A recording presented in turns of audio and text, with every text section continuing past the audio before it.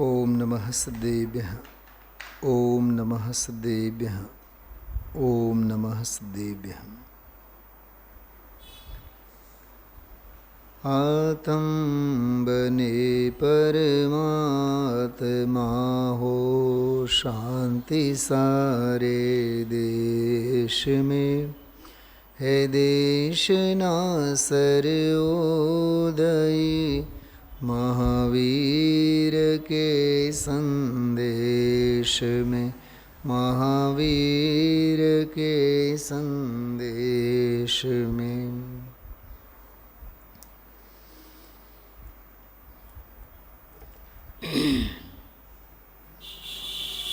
बत्रीसमो प्रवचन.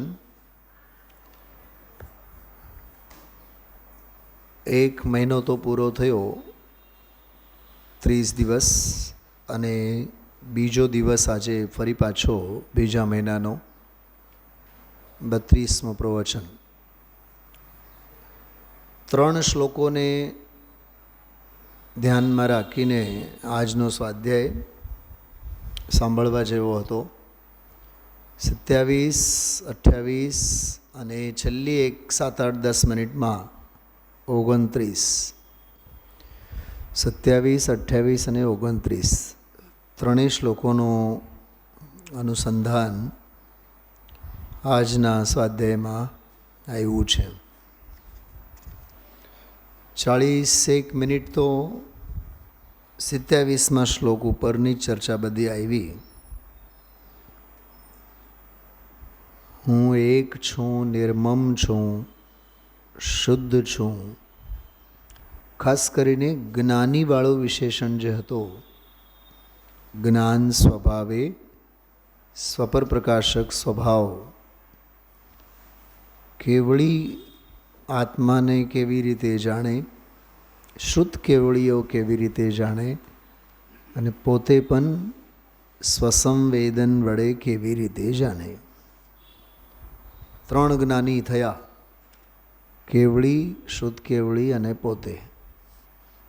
એને માટે યોગીન્દ્ર ગોચર એ એક શબ્દ આવ્યો હતો, જેમાં કેવળી અને શુદ્ધ કેવળી કેવી રીતે જાણે છે એમને માટે કેવો ગોચર છે. સર્વદ્રવ્ય ગુણ પર્યાય, કેમ કે ત્યાં સર્વજ્ઞતાની વાત છે કેવળીને તો.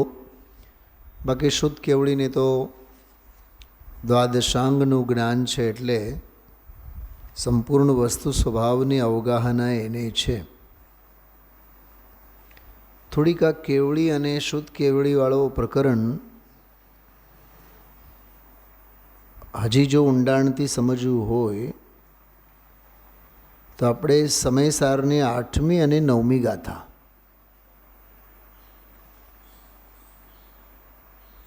8 અને 9 કેવળી શુદ્ધ કેવળીની જે ગાથાઓ છે,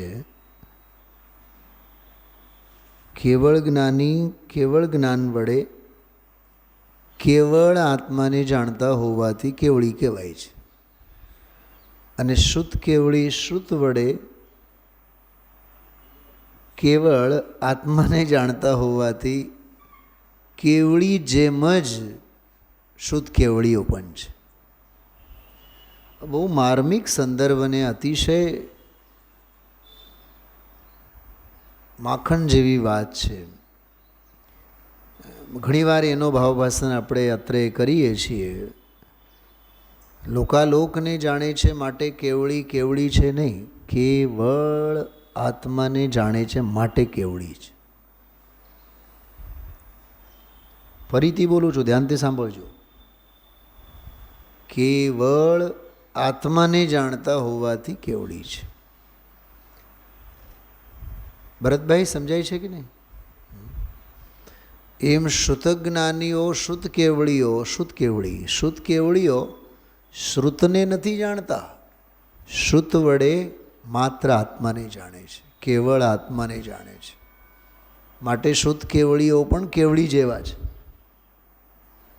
અને આ પ્રકરણ પ્રવચન સારમય છે અને સમય સારમય છે. બેઉ ગ્રંથોમાં આ પ્રકરણ ખાસ ખાસ ખાસ સમજવા જેવું છે, વાગોળવા જેવું છે, વિચારવા જેવું છે. સ્વાધ્યાય વિના કોઈ શરણ નથી. વસ્તુ સમજવી હોય, વસ્તુ સ્વભાવનો મહિમા લાવવો હોય, ખરેખર અંદરમાં આજના પ્રવચનની ભાષામાં કહીએ ને, સ્વભાવનો અભ્યાસ કરવો હોય, અંતરંગનો અભ્યાસ કરવો હોય તો આ રીત છે. બાકી તો સંયોગોનો અભ્યાસ તો આપણને સૌ કોઈને જ, કોને બાયડી વાલી ન હોય, કોને ઘર વાલો ન હોય, પૂતગલનો પ્રેમ કોને નથી, બોલો. હા, આવડી મોટી માયાનગરી મુંબઈ, કલકત્તા, દિલ્હી, અરે રાજકોટ, એક પણ નાગરિકને, એક પણ સિટીઝનને લઈ આવો આ સ્વાધ્યાય ભવન મંદિરના સંકુલની બહાર, એને બાયડી છોકરા અને સંયોગોનો પ્રેમ અને લાલચ અને લોભ ન હોય. બોલો, ભીખ માગનારાએ અને કરોડપતિ, દામ વિનાવાળા પણ અને તૃષ્ણાવાળા પણ. દામ વિના નિર્ધન દુઃખી, એ તો દુઃખી છે જ, પણ તૃષ્ણાવશ ધનવાન. હા, ઉલટું દેખાય છે. જેની પાસે 7 પેઢી ખાય તોય ખૂટે નહીં, એ તો ઓર કુચ્છે મરે છે. માથે ઉપાધિ જાજી. ગુરુદેવશ્રી આજે પોપટભાઈનું નામ લે, 6 છોકરાઓને પરિણ્યા, 6 બાઈઓ આવી. એ ખબર કયા શ્લોકનો? દુઃખ સંદોહ ભાગિત્વમ, એ 28મા શ્લોકનો ભાવ વાસન છે. ધામજીભાઈ, સમાજમાં એવા એવા લોકોને, રાજકોટમાં નહીં, બહાર ઘણા એવાને જોયા છે. રાજકોટમાં એક બે પરિવારમાં મેં જોયું છે, નજરે નિહાળ્યું છે. 3 દીકરા હોય, 4 દીકરા હોય. જે મા બાપ ઘરડા એવા થયા હોય કે એક પગથિયા ચડી ન શકે, પણ એ માને કે બાપને વારા કાઢવા પડે. 25-26મી તારીખે તો બીજે જવાની તૈયારી. આંખમાં આંસુ આવે આપણને, કહેતા શરમ લાગે. કહું, જ્યોત્સનાબેન બેઠા છે? હા, સમજાય છે? જે 4 દીકરાઓને માં 9 મહિના સુધી પોતાના પેટમાં ગર્ભમાં ઉછેર્યો હોય, એ 3 દીકરા અને 4 દીકરા, એક માને માવતરને, એમાંય પછી એ ડોસાડોસીમાંથી એક જો મરી જાય ને તો પછી તો બીજું પાત્ર જે હોય એનો તો બની આવે પછી. બોલો કમલેશભાઈ, આપણે હમણાં દાખલાઓ ગણી શકીએ. કહેવાય મુમુક્ષુ, કહેવાય ગુરુદેવશ્રીના સંતાનો, કહેવાય સમયસારના પાઠી. તમારું સમયસારનું જ્ઞાન ધિક્કારવાને લાયક છે.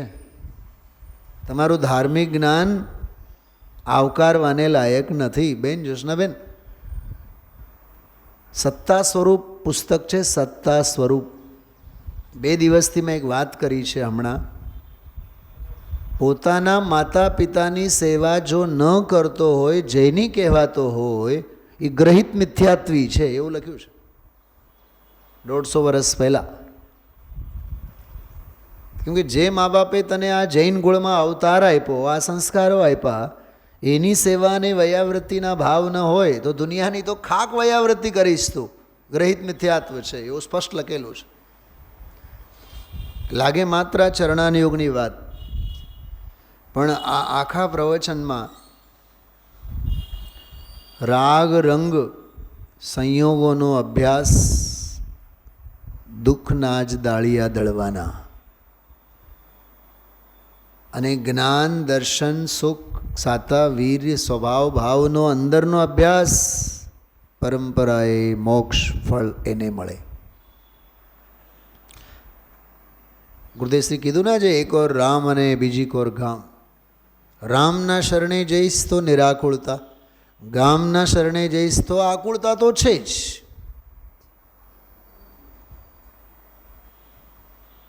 ખ્યાલમાં આવ્યું? એક ને એક બે, બે ને બે ચાર, એ આ પ્રવચન છે. મને તો આમ બે જ એંગલ દેખાતા હતા આખા પ્રવચનમાં. સ્વભાવને સથવારે છે ને તો જા, તને સુખ છે, સાથા છે, નિરાકુળતા છે. સંયોગોના સથવારે છે ને માખી જેવા ઘાટ છે. કેવો એક ભયંકર આમ લાઈવ ટેલિકાસ્ટ થતું હોય એવું સરસ ગુરુદેવશ્રી બતાવ્યું. બહુ ભયંકર રોગી હોય અને એનો બળખો નીકળે ને, બળખો એ ફેંકે, એમાં પીળાશ હોય, રોગી હોય ને, મહારોગી હોય. હવે એ બળખા ઉપર જઈને માખી જે છે એટલા જોશથી જઈને બેસે. હવે જેટલા જોરથી આવેગથી એના ઉપર આમ ઝપટ્ટો મારે, ઝાવા નાખે. ટોટરમલજી સાહેબે એવું લખ્યું છે, ઝાવા નાખે. હવે જોરથી ઝાવો નાખે, આ પ્લેન કેમ આમ 100-150 ફીટથી ઉપરથી પડે એટલે નીચે સાવ ચકનાચૂર થઈ જાય, કેમ કે એની સ્પીડ જ એવી હોય ને. એમ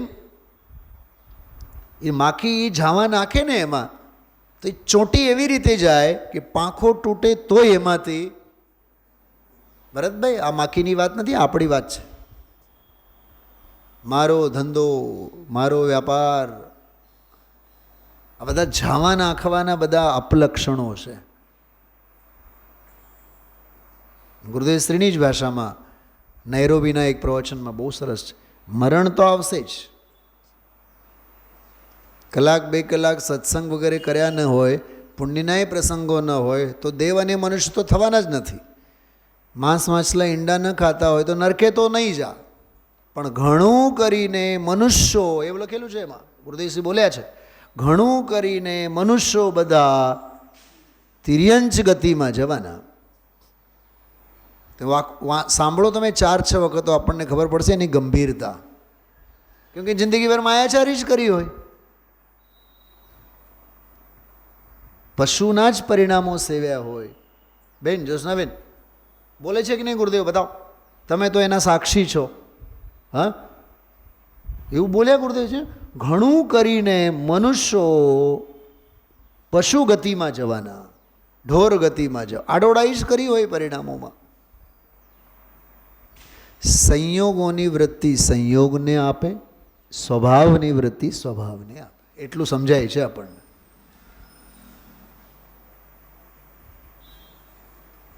અનાત્માની મિત્રતા અનાત્માને નોતરે અને આત્માની સંગાત એ આત્મ સ્વભાવને સાધે. એટલે બહુ સરસ માખણ છે. માખણ આજે બોલ્યા પણ ગુરુદેવશ્રી, એક એક શબ્દે, એક એક ગાથાએ માખણ છે. એમાંય છેલ્લી 20 મિનિટનો પ્રવચન તો આમ જીવનમાં કોઈ પહેલી વખત પણ સાંભળ્યું હોય ને, હોશ ઉડી જાય. એટલો વૈરાગ્ય ભરેલો છે છેલ્લી 15-20 મિનિટમાં. તો ભરતભાઈ ઘણા દાઝા છો, સમજવા જેવું છે આ ઘણું, ક્યાંય પડવા જેવું નથી. વિજયભાઈને પણ કહેજો, ક્યાંય પડવા જેવું નથી. જ્ઞાનીને તો પુણ્ય પ્રમાણે જે મળે છે એ નથી જોતું, તો અન્યાયનું તો ક્યાં લેવાની વાત છે? શું કીધું ધામજીભાઈ? પુણ્ય પ્રમાણે જે મળે છે, જેને ચરણાનિયોગ એમ કહે છે, ન્યાયોપાર્જિત. પણ ન્યાયોપાર્જિત ભોગવવું એ અન્યાય જ છે ને. શું કીધું? સમજાય છે બેનો? સમજાય છે તમને બધાને? જ્યોત્સનાબેન, ન્યાયોપાર્જિત જે છે એ ભોગવવાના ભાવ, એ તો અન્યાય જ છે. પરમાણુ માત્ર મારું નથી. તો અન્યાય વડે કમાવવાનો અને અન્યાયથી ભોગવવાની વાત તો એ જૈન દર્શનની વસ્તુ સ્વભાવની જ સીમાની બહારની વાત છે.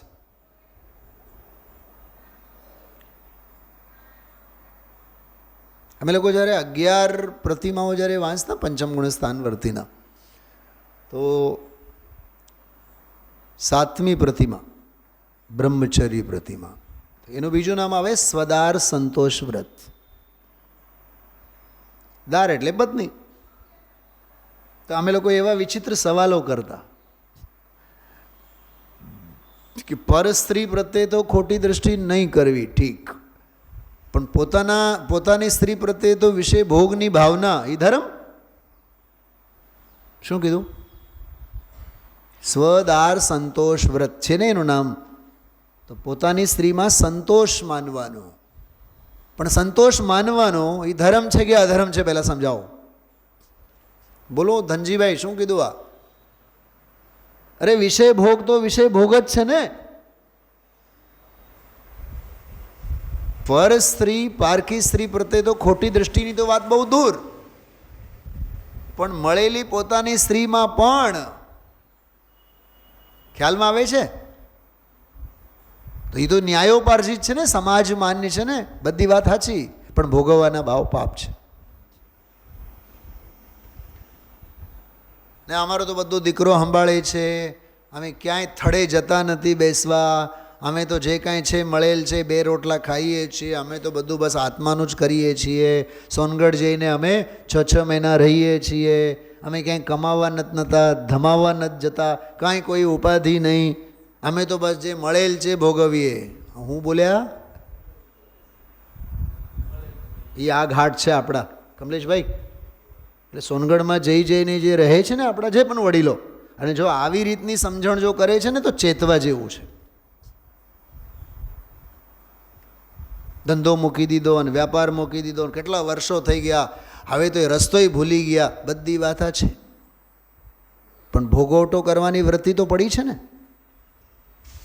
મુનિપણાની તો ઝંકના નથી ને, વિરક્તતા તો નથી ને, અંતરનો અભ્યાસ તો નથી ને. આજના પ્રવચનની ભાષામાં બહારના ને બહારનો જ અભ્યાસ કરો છો ને. ચંડાલ ચોકડી ભેગી થઈ ગઈ, હલો આપણે તત્વ ચર્ચા. દ્રવ્ય નહીં, ગુણ નહીં, પર્યાય નહીં, કેવળ જ્ઞાનની પર્યાયથી પણ ભિન્ન ભગવાન આત્મા. ભાવ ભાષણ કરો, વાણી વિલાસ નહીં કરો. શું શૈલાબેન સાચું કહું? મને તો સોનગઢની એક જ વ્યાખ્યા ગમે છે. સોનગઢ એને કહેવાય જ્યાં સમાધિ લેવાય. સ્વાધ્યાય તો તમારા ગામમાંય તમે કરો છો. બોલો જ્યોત્સનાબેન. સોનગઢ એને કહેવાય જ્યાં ગુરુદેવ શ્રીની સમાધિ ભૂમિ છે. ચૈતન્ય વિલાસ માટે સોનગઢ છે, વાણી વિલાસ માટે સોનગઢ નથી. ફરીથી બોલું છું વંદનાબેન, એ હોંશો મૂકી દેવાની આપણે. હા, ઓલાને સાંભળવું, આને સાંભળવું, તેને સાંભળવું, સાંભળવા માટે સોનગઢ છે જ નહીં, સમાય જવા માટે સોનગઢ છે. ત્યાંનો કણ કણ પૂજ બહેનશ્રીની અને પૂજ ગુરુદેવશ્રીની સમાધિને બતાવે છે. અરે હમણાં આપણા સાગરમાં ઘણા બધા મુમુક્ષુ છે. બોલા આશાબેન, બ્રહ્મચારી આશાબેન, તમારી બેનપણી કહો, જે પણ કહો, એ બ્રહ્મચારી આશાબેનના તો બધા સગાવાલા 50-60 જણા, બધા એટલા બધા સોનગઢની હોશવાળા અને પ્રેમી એવા જીવો છે. તો મેં એક વખત સ્વાધ્યાયમાં હરે આત્મા મેં દેખો ભગવાન બસ રહા હૈ, સોનગઢ કિસ ધરા પર સોના ઉગલ રા. તો 1-2-3 જણા તો ઊભા થઈને નાચવા માંડ્યા, પ્રવચનમાં તાળીઓ પાડવા માંડ્યા. એટલે જે સોનગઢનું નામ લઈએ, ગુરુદેવશ્રીની સાધના ભૂમિનું નામ લઈએ, તો એટલો બધો હર્ષ આવે આપણને. તો ત્યાં તો નિવૃત્તિની ભૂમિ છે, પ્રવૃત્તિની ભૂમિ નથી. નવી દુકાનો ખોલવાની એ જગ્યા નથી.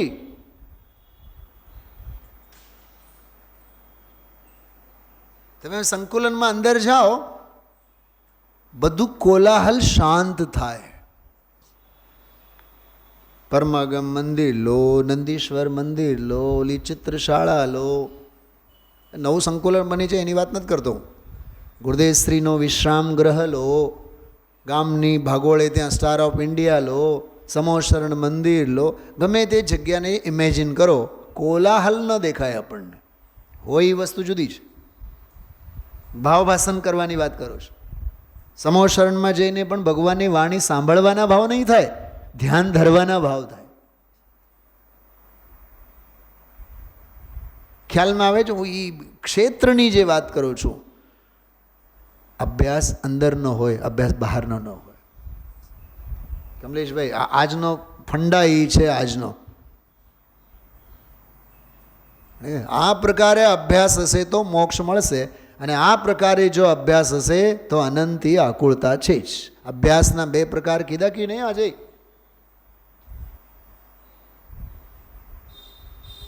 સંસાર શરીર અને ભોગોતી નિવૃત્તિનો અભ્યાસ હશે તો અનંત મુક્તિ મળશે, અને ત્રણેયની પ્રવૃત્તિનો અભ્યાસ હશે તો અનંતી આકુળતા તો છે જ. દુઃખ સંદોહ ભાગિત્વમ એ તો છે જ. સંયોગાદિહ દેહિના, સંયોગ વડે. ભરતભાઈ, ખરેખર એટલી મજા આવે છે આ વિષયમાં, માખણ લાગે બિલકુલ. આમ છે તો આમ છે, ને આમ છે તો આમ છે. ક્યાંય કેલ્ક્યુલેટરની જરૂર નથી કમલેશ કુમાર. હા, જો આમ છે તો આમ જ છે, જો આમ નથી તો આમ નથી. ખ્યાલમાં આવે છે? બહુ અદ્ભુત, બહુ અદ્ભુત છે.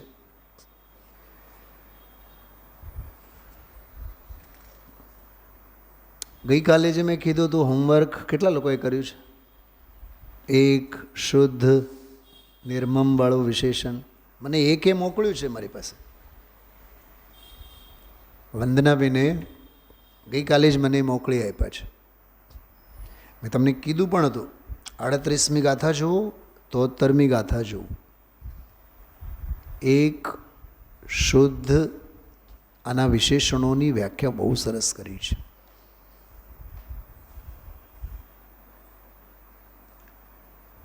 આમાં જે છે થોડુંક ગણતરી કરીએ. આમાં 27મી જે ગાથા, 27મો જો શ્લોક, એક વખત શ્લોક બોલીએ આપણે. એકોહમ નિર્મમ શુદ્ધો જ્ઞાની યોગીન્દ્ર ગોચર બાહ્યા સંયોગજા ભાવા મત્ત સર્વેપી સર્વથા. આજે સર્વથા શબ્દનો ભાવ ભાષણ બહુ સરસ ગુરુદેવશ્રીએ કરાયો. સર્વથા છે ને એ ભાવવાચી શબ્દ છે. તો દ્રવ્ય ક્ષેત્ર કાળ ભાવ બધાથી જુદો, બધેથી જુદો, બધા કાળે જુદો અને બધી રીતે જુદો. શું કીધું? બધાથી જુદો એટલે દ્રવ્ય ભિન્નતા, બધે જુદો એટલે ક્ષેત્રે ભિન્નતા, અને બધા કાળે જુદો એટલે કાળગત ભિન્નતા, અને બધી રીતે જુદો એટલે ભાવથી ભિન્નતા. એક શબ્દ સર્વથામાં આ વાત આવી ગઈ. મારાથી સર્વથા એ જુદા છે એટલે દ્રવ્ય ક્ષેત્ર કાળ ભાવ ચતુષ્ટય. મોહ થોડુંક પકડવાની કોશિશ કરો, સાંભળો બધાય તમે લોકો. મોહ કોની સાથે કરવા જેવું છે? બોલો. કોઈની સાથે નહીં. એનું નામ દ્રવ્ય ભિન્નતા. તેથી ન કરવો ક્યાંય છે ને, તેથી ન કરવો ક્યાંય પણ, એમ લખેલું છે ને. ક્યાંય પણ એ ક્ષેત્રવાચી શબ્દ છે, પણ કોઈ પ્રત્યે નહીં, ક્યાંય નહીં, ક્યારેય નહીં, કોઈ પણ પ્રકારે નહીં. બેન જસનાબેન, હા, ઝેર ક્યાં ખવાય? ઝેર ક્યારે ખવાય? ઝેર ભરતમાં ખવાય કે વિદેહમાં ખવાય? બોલો. ઝેર કેવી રીતે ખવાય? અરે ક્યાંય ન ખવાય, ક્યારેય ન ખવાય, કોઈ જગ્યાએ ન ખવાય, ક્યારેય ન ખવાય. અચ્છા, રાગ? રાગ કોની સાથે કરાય? કોઈની સાથે નહીં. દ્રવ્ય ભિન્નતા. રાગ ક્યાં કરાય?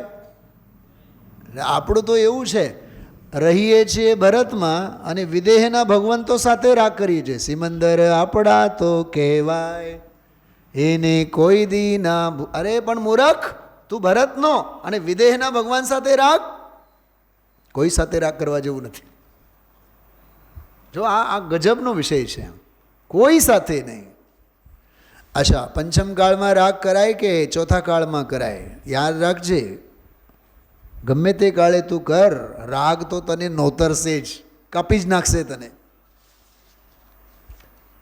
પંચમ કાળ, છઠ્ઠો કાળ કે ચોથો કાળ, રાગ કોઈ પણ કાળે દુઃખદાયક જ છે.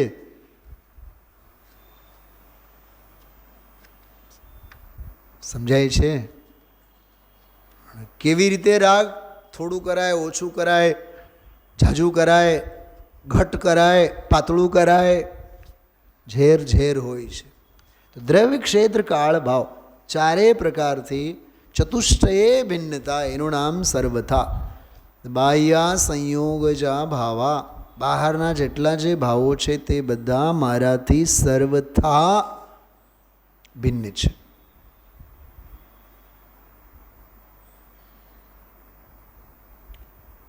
જો જુદા કરવાના નથી, જુદા કરવાના નથી, સ્વભાવે તો જુદા જ છે, પણ માન્યતામાં અભેદપણું પડેલું છે, મારાપણું પડેલું છે, એટલે એને સર્વતા ભિન્ન છે એમ જાણવાનું છે. ખરેખર તો આ પંક્તિ છે ને, મારાથી સર્વતા ભિન્ન છે, એ નાણમ પચ્છખાણમની વાત છે. જ્ઞાન જ પ્રત્યાખ્યાન છે, જ્ઞાન જ પ્રત્યાખ્યાન છે. 34મી ગાથા સમયસાર.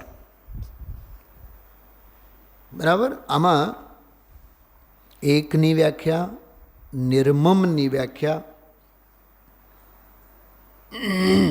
જો નિર્મમમાં જો બે બોલ છે, કમલેશભાઈ પકડજો. આ મારું છે, પર મારું છે, એટલે પરને પકડ્યા અને પોતાને બીજાના હાથમાં પકડાવ્યા. તો અહીંયા કહે છે કે પર મારું છે ઈ એ મોક, અને હું એનો છું ઈ એ મોક. શું કીધું? પોઈન્ટ સમજાય છે? એટલે બીજાના હાથ પકડવાની ટેવ અને પોતાના હાથ એના હાથમાં આપવાની ટેવ. પકડોમાં, પકડાઓમાં. શું વંદનાબેન શું કીધું? આ મર્મ સમજાય છે?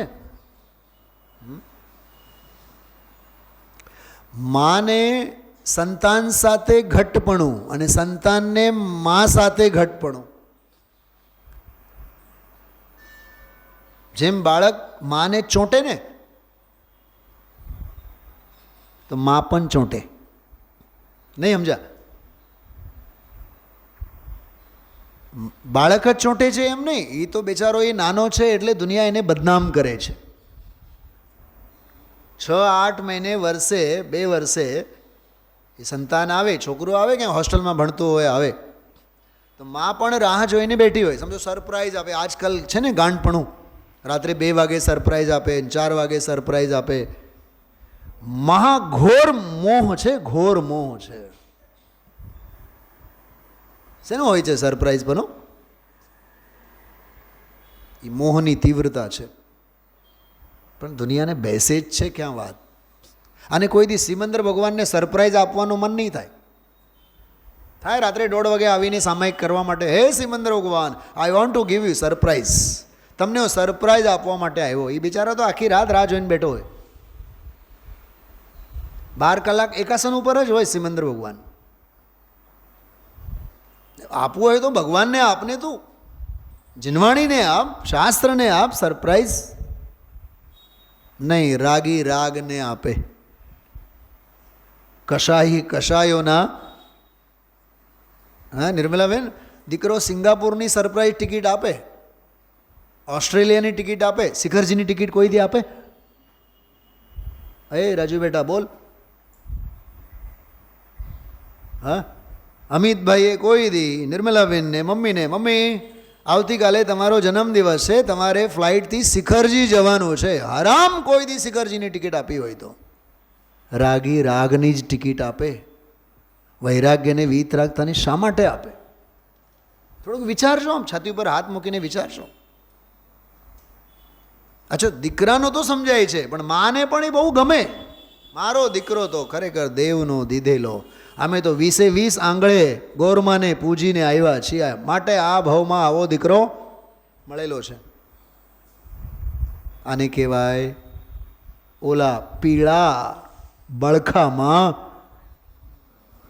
જોશથી ચોંટી ગયેલી માખી. દેનારને પણ રાગની હોશો અને લેનારની પણ રાગની હોશો. કેટલું ચેતવા જેવું છે.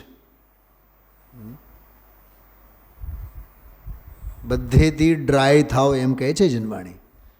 ડ્રાય થાવ એટલે સુકાયેલા રહો. કેમ કે આ ભીનાશ હોય ને, ભીનાશમાં ઘાસફૂસ ઉગે કારણ વિનાની, મચ્છરાઓ પેદા થાય. તો રાગની ભીનાશ કોઈ કામની નથી. બહુ સરસ પ્રકરણ છે, ભાવભાષણ કરવા જેવું છે. આ મારું છે, જો આ મારું છે અને હું એનો છું. થોડોક આનો પોસ્ટમોર્ટમ આપણે કરીએ. સાંભળો, આ મારું છે,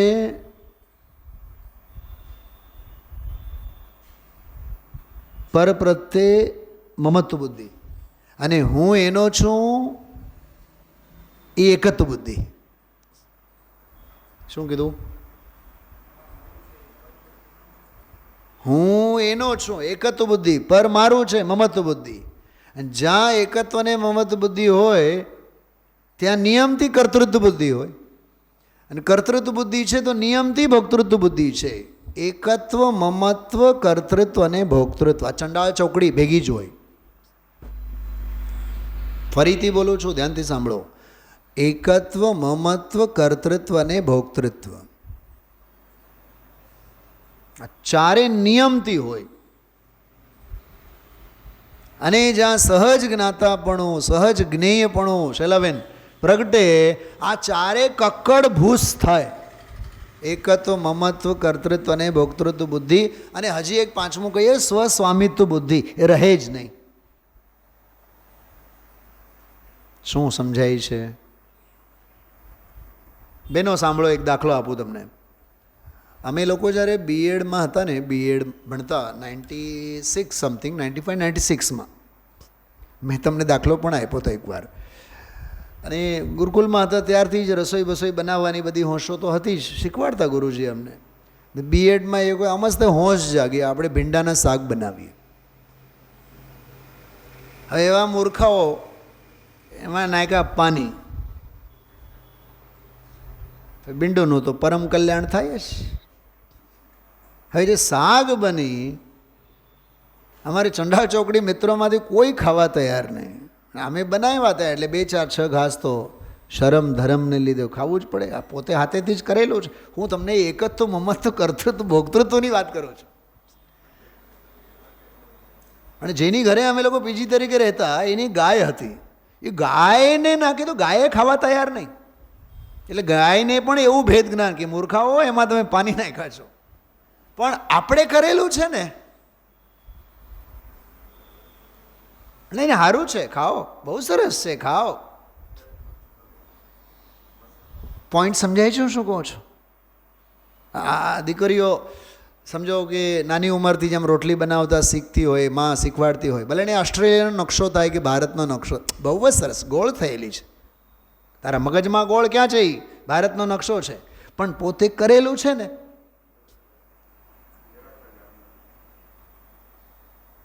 ભાલીલ સાહેબ એક બહુ સરસ વાત કહેતા, પોતે કરેલું હોય ને, બગડે ને તો એમ કે નહીં, તો થવા યોગ્ય હતું થયું, અને બને ને મેં કર્યું. શું કીધું? પોતે કરેલું, કરતાપણું જોડાયેલું હોય ને તો મેં કર્યું, શ્રેય પોતે લેવા માગે, અને બગડે એટલે એ તો થવા લાયક હતું. પછી લાલચંદભાઈ યાદ આવે, થવા યોગ્ય થાય છે જાણનારો. આને કહેવાય જીનવાનીને ઢાળ બનાવીને પોતાની સ્વચ્છંદતાને પ્રેરણે. માયાચારી, અનંતી માયાચારી છે. સહજ થા, સરળ થા.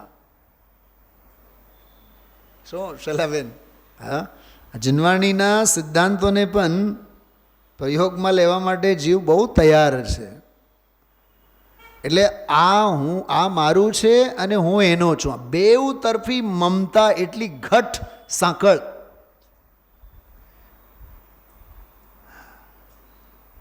સાંભળો, હાથી હોય, હાથીને સાંકળથી બાંધવાનું હોય. કમલેશભાઈ, હાથી સાંકળ અને એક ખૂટો,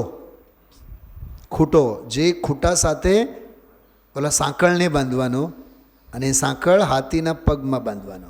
સાંભળજો, બહુ જોરદાર વાત છે. ત્રણેયમાં મજબૂત કોણ હોવો જોઈએ?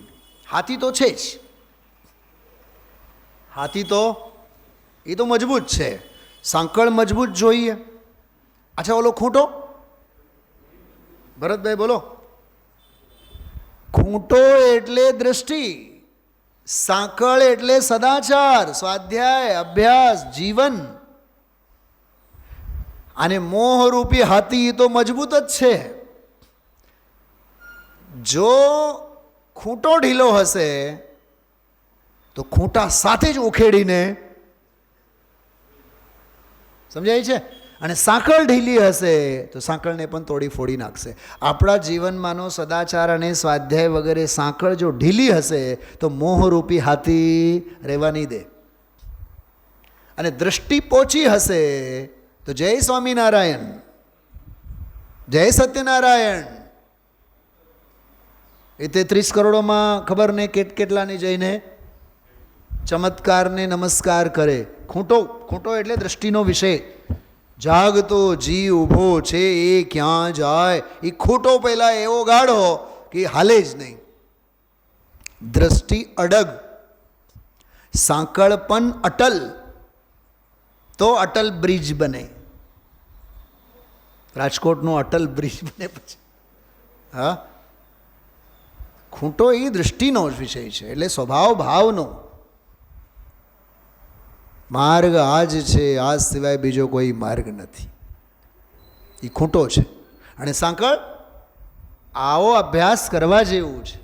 આ અભ્યાસ કર્યા સિવાય બીજું ઉપાય નથી. એ સાંકળ છે.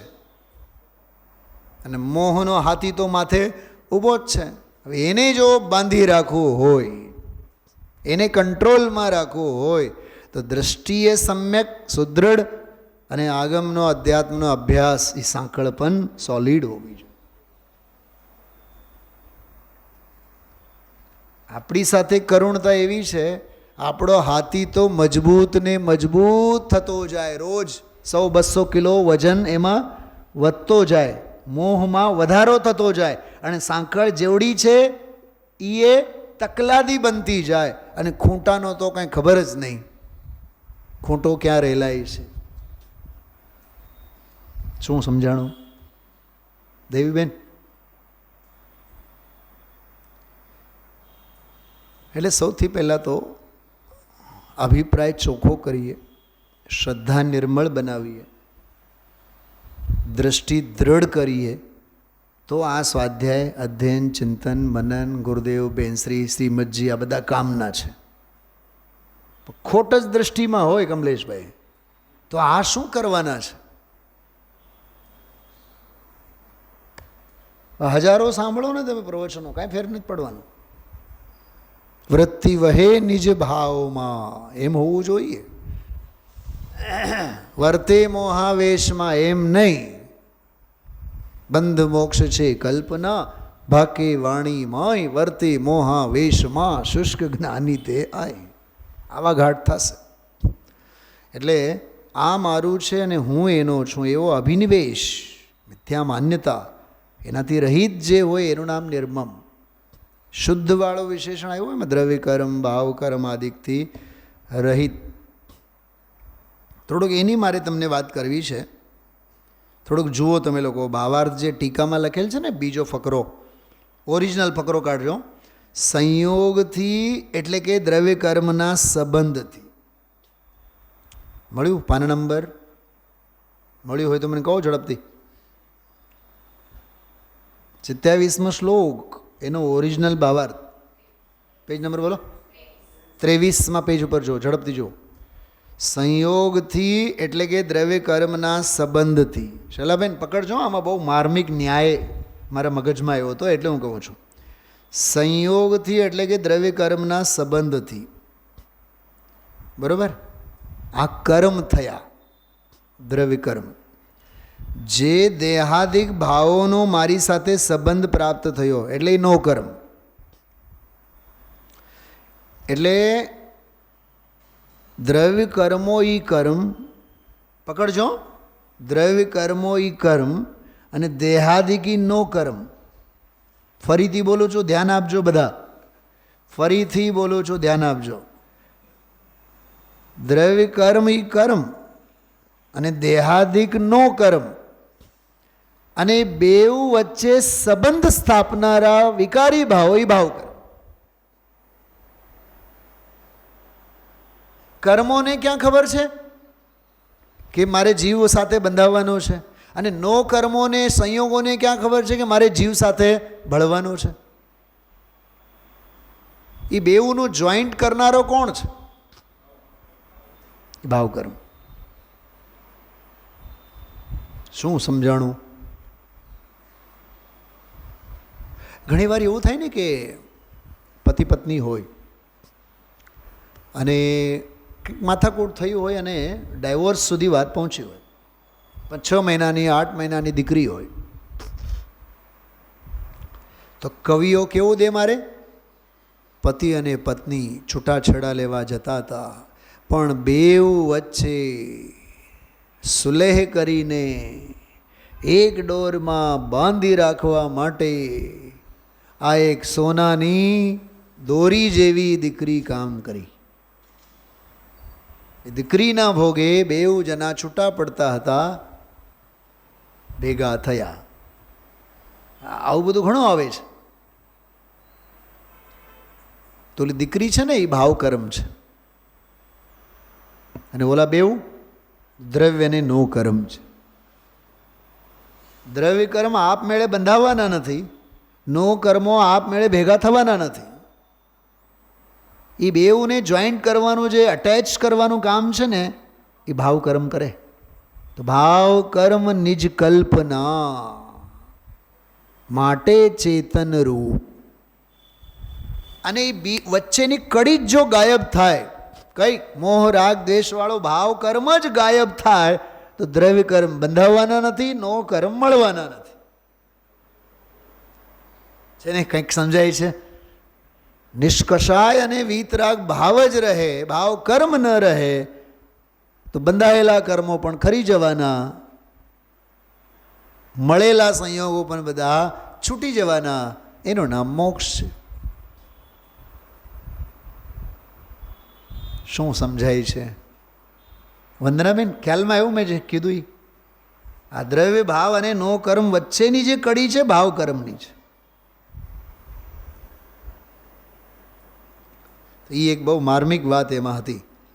બાકી ગઈકાલ રાત્રે યોગીન્દ્ર ગોચરવાળી વ્યાખ્યા તો આપણે બહુ અદ્ભુત રીતે સ્વાધ્યાયમાં લીધું હતું, 10-12 બધા કાવ્યો.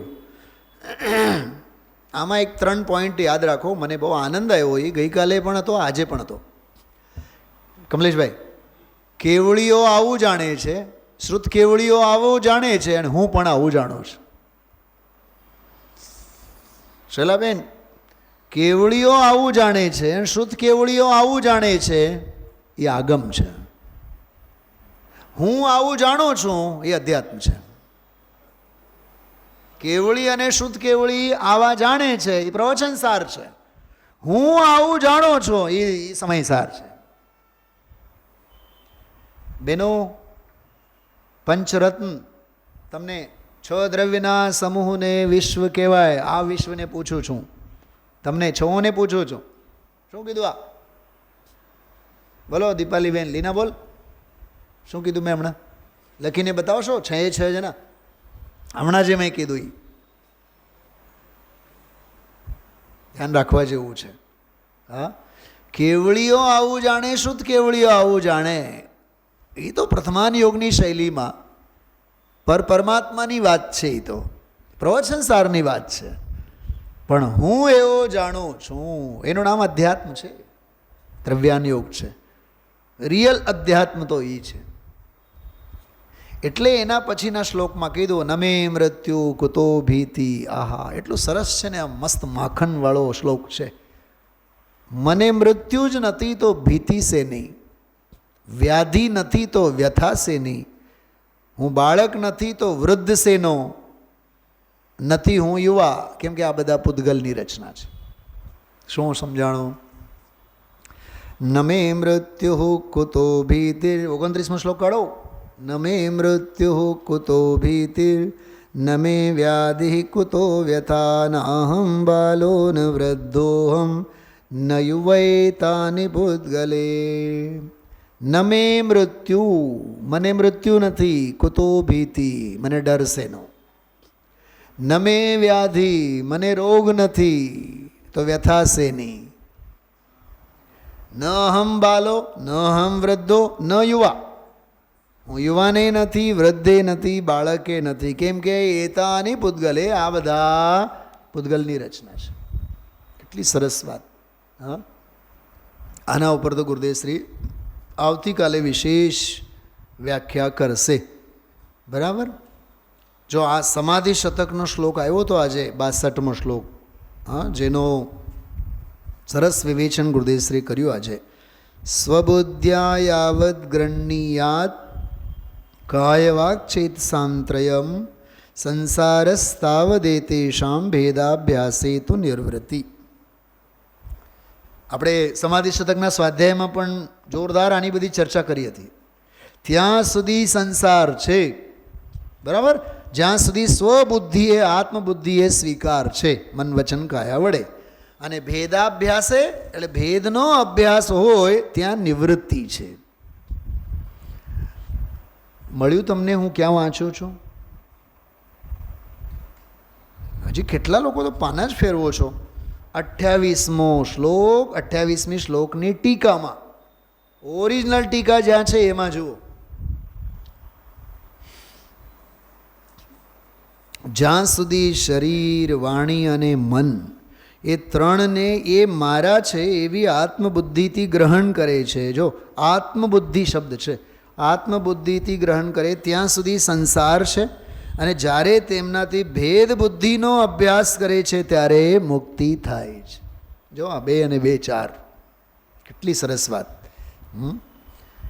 તો સરવાળો આનો એટલો જ છે કે ગુરુદેવશ્રીના વ્યાખ્યાનને આધારે આપણે જો વિચારીએ કે ભાઈ તેથી ન કરવો રાગ જરીએ ક્યાંય પણ મોક્ષે ઈચ્છું, એ મૂળ વાત તો એટલી જ છે. એટલે ધ્યાન રાખજો. 44મા પાને આજે ગુરુદેવશ્રી 2 ઉદ્ગારો બહુ સરસ બોલ્યા. એક જ ગાથા સાર સાર એકલું માખણ બતાવે છે. પછી ઓલી તાગની વાત બહુ સરસ ગુરુદેવશ્રી સમજાવી. કૂવામાં આમ ડાય મારે ને પછી તળિયેથી લઈ આવવાનું હોય સિક્કા વિકા,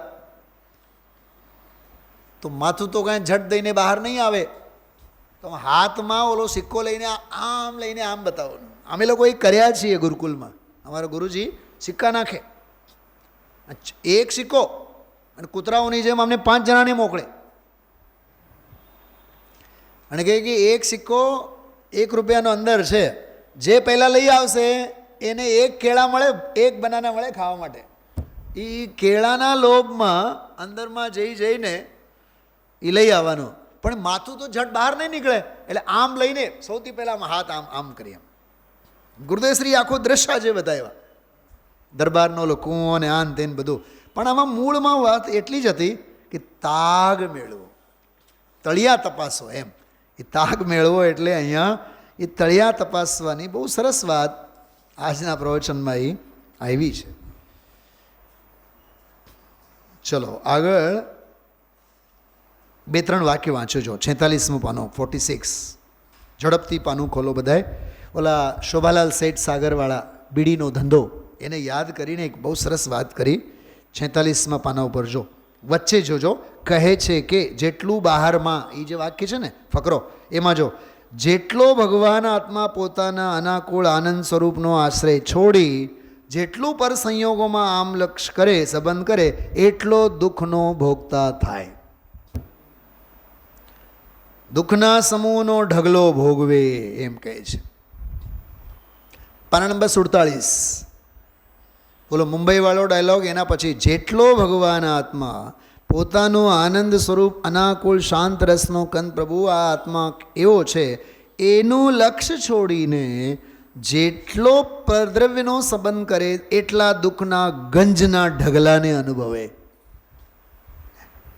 આકુળતા આકુળતા આકુળતા, ભારે ભાઈ બાયડી છોકરા અને બધું આવી ગયું. બહારનો જેટલો સંબંધ છે એટલે એને આકુળતા છે.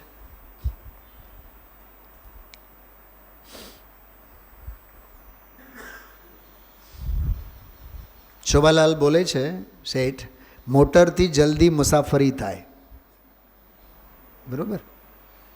ગુરુદેવનો જવાબ સાંભળો. જલ્દી મુસાફરી થઈ જાય એમ કહે છે, એટલી સગવડતા થાય ને એમ શેઠ કહે છે. પણ એ બધું શું છે? આકુળતા છે. જો જ્ઞાનીની દૃષ્ટિ તમે જુઓ, હા, પોતાનો સ્વભાવ શાંત નિવૃત્ત સ્વભાવ, ભગવાન એના સંગને, એના સંબંધને, એના આશ્રયને છોડીને જેટલો પોતા સિવાયના પર પદાર્થમાં આમ સંબંધ કર્યો એટલું દુઃખને આકુળતા છે. ધૂળમાંય સુખ નથી, મૂળ બનીને બેઠો છે. 5 કરોડ ને 50 કરોડ ને હોય ને આમ હોય ને આમ 5 લાખ ને 10 લાખના બંગલાને, ઓહો હો હો હો, હોળી હળગે છે. મહિમા સાંભળતા જીવ ત્યાં ચોંટી જાય. જો સિલ્વર હાઇટ્સ, વળી પાછા કેવા હાઇટ્સ? Twin tower. હા,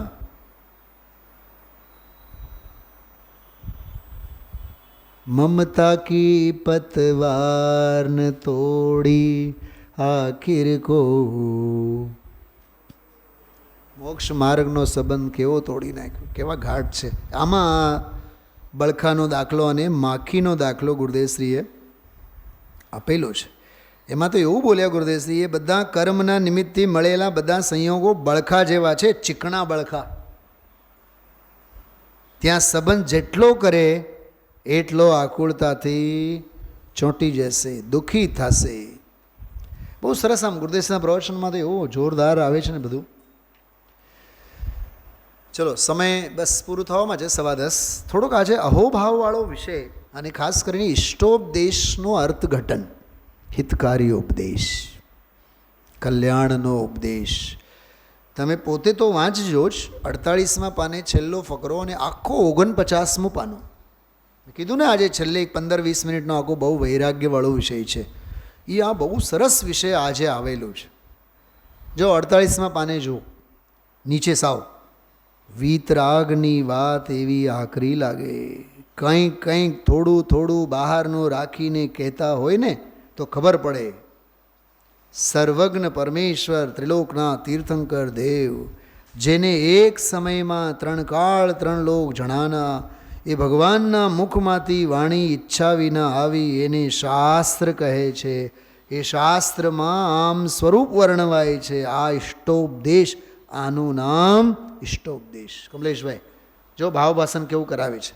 તારા સંબંધને આનંદ કંદને છોડી જેટલો મન વચન કાયાથી પરનો સંબંધ કરવા જાય એટલો તને દુઃખનો ભાવ છે. એ ઇષ્ટોપદેશનું સ્વરૂપ છે. પરના સંબંધને છોડી રોકી અસ્થિતિ વાત કરે, આ સ્વભાવનો સંબંધ કરું છું એટલે આને રોકું છું, એવું સ્વરૂપ તે આત્માનો હિતકર છે.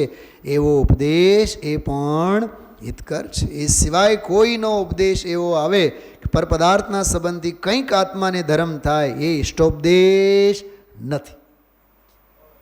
એ અહિતકર ઉપદેશ છે. તો બીજાને જીવાડવાનો હું.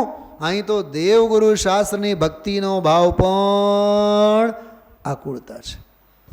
એવો આ ઇષ્ટોપદેશ છે. બીજાને જીવાડવાનો, બીજાને મારવાનો ભાવ, એ બધી આકુળતા એ લક્ષ્ય પર દ્રવ્યના સંબંધમાં જાય છે. એક ઓર રામ ને એક ઓર ગામ, એક ઓર ભગવાન આત્મા, અનંત આનંદનો પિંડ પ્રભુ આત્મા, વસ્તુ અનાદિ અનંત મહાન પદાર્થનો સંબંધ, સંગ એ સુખદાયક છે. સ્વ પદાર્થનો સંગ સંબંધ સુખદાયક છે. પોતાના પદાર્થ સિવાય પરપદાર્થના મન વચનને કાયાના વલનવાળો ભાવ એ બધો દુઃખદાયક છે. માટે ધર્મી ભાવનામાં ભાવે છે કે હું મારા સ્વભાવનો સંબંધ કરી એ સંબંધને રોકું છું. આ ઇષ્ટ ઉપદેશ, પ્રિય ઉપદેશ, હિતકર ઉપદેશ. આ ફકરામાં છેલ્લે એક વાક્ય લખેલું છે, બોલો. આહા હા હા હા, એ વિતરાગ માર્ગની લહેરું કેવી છે. બોલો, આ છે મોજાઓ. આ મોજામાં આપણને આનું નામ છે કમલેશ કુમાર, જીનવાણી અમૃત રસાળ રસિયાવો રે. એ છે આ કેવો આનંદમ લહેર. હા, અને આવું સાંભળીને આપણે બહાર નીકળ્યા. વળી પાછો એ જ દ્રવિકર્મ, એ જ ભાવકર્મ, એ જ વળી નો કર્મ. હા, અમેરિકાથી દીકરાનો ફોન હમણાં આવવાનો છે, 10:15 એને કીધું છે. હોળી હળગે હોળી. ખરેખર આ વ્યાખ્યાનો નથી, અનુભવના ઉછાળાઓ છે. દેવીબેન, આ પ્રવચનો છે જ નહીં. આ ગુરુદેવ શ્રીના હૃદયમાંથી ઉછળેલા અનુભવના ઉછાળાઓ છે બધા. કળશમાં આવે ને શલાબેન, અચ્છા અચ્છા સ્વયં ઉચ્છલંતી અધિમા સંવેદન વ્યક્તયો. એ આ સંવેદનની અભિવ્યક્તિઓ છે. કમલેશભાઈ, આ શાસ્ત્ર નથી, આ આનંદના ઝરણાઓ છે. આ ગુરુદેવ છે. અમને નથી ખબર ઉમરાળાવાળા કોણ ગુરુદેવ, અમને નથી ખબર પાલેજવાળા કોણ ગુરુદેવ. અમને તો ઇષ્ટોપદેશવાળા ગુરુદેવ ખબર છે, અમને તો સમાધિ શતકવાળા ગુરુદેવ ખબર છે, અમને તો આનંદની થાળ પીરસનારા ગુરુદેવ ખબર છે. ગુંજ ગયા ભારત સારા, એવા ગુરુદેવ અમને ખબર છે. હા, અમને આસમાન જાતિ પર્યાયવાળા ગુરુદેવ નથી ખબર, અમને તો પર્યાય વિનાના પર્યાયની વાત કરનારા ગુરુદેવ અમને ખબર છે. હવે બોલો તો જોઈએ, કહાન ગુરુદેવનો જય હો. આ કહાન ગુરુદેવનો જય હો. ઓમ નમઃ શિવાય.